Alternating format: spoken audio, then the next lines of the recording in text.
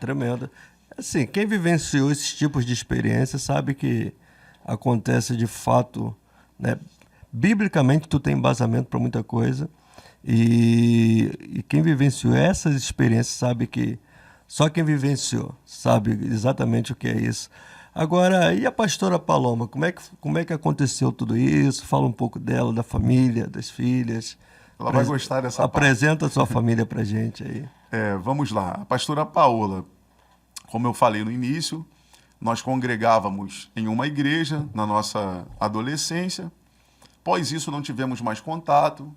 Ela se desviou dos caminhos do Senhor, eu também, na época. E quando se encontramos, eu tinha acabado de ser transferido, na época eu era gerente de loja, tinha acabado de ser transferido para uma loja no shopping. E quando eu cheguei nessa loja, quem trabalhava numa loja em frente era minha esposa hoje em dia, né? A pastora Paola, que na época não era a pastora Paola, era a Paola. E a partir dali eu perguntei por ela, né, se ela trabalhava ali realmente. Após isso, ela passou lá em frente à loja, se reencontramos. A partir daí, começamos a se conhecer novamente, a namorar. A partir do namoro, começamos a morar juntos, né? Não éramos casados, porque estávamos distantes da presença de Deus. E a partir daí, quando eu conheci a pastora Paola, ela já tinha filhos, as crianças eram bem pequenas. Na verdade, quando eu reencontrei a pastora Paola, a Paola, no caso. Sim, sim. Porém, depois de já estar envolvido, eu tinha conhecimento que ela tinha filhos, mas não, da minha parte, pelo menos, não existia assim um amor pelas crianças, porque eu não conhecia, não tinha um convívio. Mas quando foi algo tão de Deus, pastor André, que quando nós começamos a conviver, a morar juntos, ali, a família que eu tinha perdido, Deus me deu uma família novamente. Legal. A Paola foi alguém que lutou muito para mim poder voltar a falar com meu pai, voltar a ter o convívio com a minha mãe. E hoje em dia eu tenho o meu sogro e a minha sogra como uns pais para mim. Inclusive, quando eu tive que escolher entre o trabalho, até que eu consultei o Senhor na época, um trabalho que era muito bem remunerado financeiramente, e a obra de Deus que estava precisando de mim ali naquele exato momento, o meu sogro foi alguém que falou assim: aconteça o que acontecer, toca a obra de Deus e deixa que eu seguro aqui as contas em casa. Então aquilo ali foi algo que marcou a minha vida. Coisas que talvez hoje em dia um marido possa não entender, uma mulher possa não entender, ou nossa própria família possa não entender. Alguém que não fazia parte assim da minha família entendeu a chamada de Deus na minha vida. E é alguém assim que Deus usou tremendamente para o Ministério Caverna de Adulão estar de pé hoje em dia. E minha sogra é alguém de Deus também, assim, ela sempre foi professora de igreja, de estudo, de escola. Minha sogra era batista e como começamos o Ministério Caverna de Adulão, ela abraçou a causa e dali ela começou a pregar, aplicar os estudos também. Hoje em dia virou pentecostal igual a nós e é bênção que Deus faz. Então ali eu aprendi o que era família novamente. Minhas filhas, mesmo não sendo minhas filhas, meus filhos me chamam de pai, mesmo sem ser pai. E Deus foi tratando muito da minha vida ali, porque amar algo que é nosso, ou cuidar de algo que é nosso é mole. Mas assim, eu tenho umas mensagens que eu prego e eu falo assim: a maneira como tu cuida daquilo que não é teu é a maneira como tu está dizendo para Deus que vai cuidar daquilo que Ele te dará. Maravilha. Então, às vezes a gente quer... quando eu tiver uma empresa, eu cuido. Quando tiver uma empresa, eu não... Cuida da empresa que é dos outros, enquanto Seja Deus bom não te dá a funcionário, tua. E exatamente. por aí vai. E elas tinham quantos anos e hoje tem quantos anos? Na época elas já eram bem novinhas, se eu não me engano, deveriam ter uns 3 anos de idade. Hoje em dia elas têm 19 anos. Moças, né? Meu filho é um meninão, meu filho tem 22 anos. Já estão moças. Elas, inclusive, começavam a louvar. Na verdade, quando nós abrimos ministério, antes de dirigirmos congregação, eu contava com a minha família. Tinha dia de eu pregar para a minha própria família ali e não ter membros. E a partir deles, através deles, Deus foram trazendo outras pessoas. E você vê que é algo tão de Deus, que mesmo com tão novinhas, elas já louvavam lá na igreja, porque não tinha quem louvasse. Então elas louvavam. E até hoje elas são do ministério de louvor. Hoje em dia são obreiras da casa do Senhor, fazem a obra, e é o nome do Senhor sendo glorificado.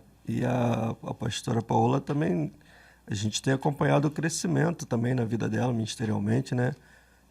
Assim, eu conheço vocês tem quanto tempo? Eu acho que tem mais de 10 anos, 10 a 12 anos por aí.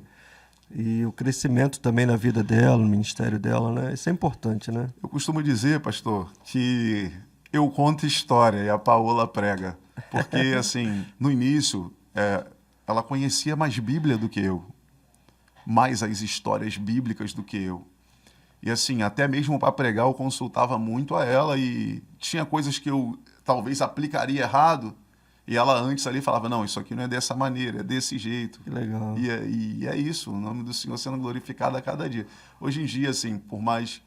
A verdade, ela foge um pouquinho, não gosta muito de pregar, mas tem uma chamada tremenda. Toda vez que prega, Deus usa com muita autoridade, ministra. E, assim, talvez hoje em dia, assim, eu ministre mais relacionado à quantidade de agendas e visitas em igreja, mas eu sou um admirador do ministério dela e das pregações também dela. Tá aí assistindo aí, ó. Manda um beijo pra ela. Isso aí, família, Deus une propósitos, coisa forte. E teu pai, como é que tá teu pai? Da última vez que a gente conversou, ele estava vivenciando um processo, né? Mas hoje, como é que ele tá? Tá bem? Como é que tá teu pai, pastor Rangel? Meu pai é alguém que eu respeito, admiro assim muito como um homem de Deus. Hoje em dia ele está lá conosco no ministério. Na verdade, foi o que ele falou com Deus desde o início. O sonho dele é que eu fosse pastor dele. Então, hoje em dia, ele é um pastor auxiliar, por escolha dele, porque por mim ele seria o pastor presidente. Não tenho como é que eu vou te dizer, esse desejo, essa vaidade de ser um pastor presidente, não. Fui pela ocasião e criei naquilo que Deus falou. Porém, pastor, é alguém que tem muita bagagem, conhece muito o mundo espiritual, e na parte profética, de Deus usar em revelação, através da palavra também. Meu pai é alguém que pega a Bíblia e explana em 10 minutos, em 5 minutos, e já tem alma ali chorando, se convertendo. E quando eu comecei a ministrar, eu pensava assim, para mostrar que eu tenho palavra, que tem Bíblia, eu tenho que pregar 40 minutos, 1 hora, 50 minutos. E ele sempre falou comigo assim, se Deus tiver que te usar em 5 minutos e tu não conseguir mais pregar, ele usa. Não é a quantidade de minutos, e sim a intimidade que tu vai ter com Deus. Meu pai é alguém que os outros olhavam assim, rodando, pulando, as pessoas falavam assim, olha como Deus está usando. E meu pai falava assim, é demônio, quer ver? E só de longe estendia a mão, o demônio caía manifesta, coisa terrível. E é alguém que eu sempre admirei também da maneira que Deus usava, tanto em entregar profecia e se cumprir em tempo rápido, assim. Então é alguém que eu também orei muito, assim como talvez meus filhos oram hoje em dia. É alguém que eu orei muito falando, Deus, o Deus que meu pai serve, eu quero conhecer o Deus que meu pai serve, da maneira como ele conhece. E é alguém que hoje em dia é um grande apoiador do meu ministério. Eu entendi que é alguém que se omitiu, saiu de cena para Deus me apresentar. Por mais que talvez eu não ache, não pense que seja necessário isso, mas o nosso ministério é marcado como caverna de Adulão, os valentes de Davi, né? E assim, eu entendi, biblicamente, e orando a Deus, Deus falou, talvez o que ele não queira que aconteça, talvez é uma indisposição, como aconteceu entre Davi e seu filho, uma briga pelo trono, pelo reinado. Então, assim, para não haver brigas, pelo menos nisso aqui o inimigo não vai entrar nem nunca mais entre eu e você. Por quê? Eu já abri mão, eu não quero, é todo seu. E não que fosse acontecer, mas por sabedoria.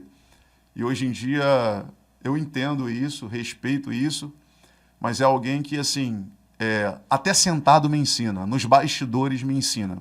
É isso.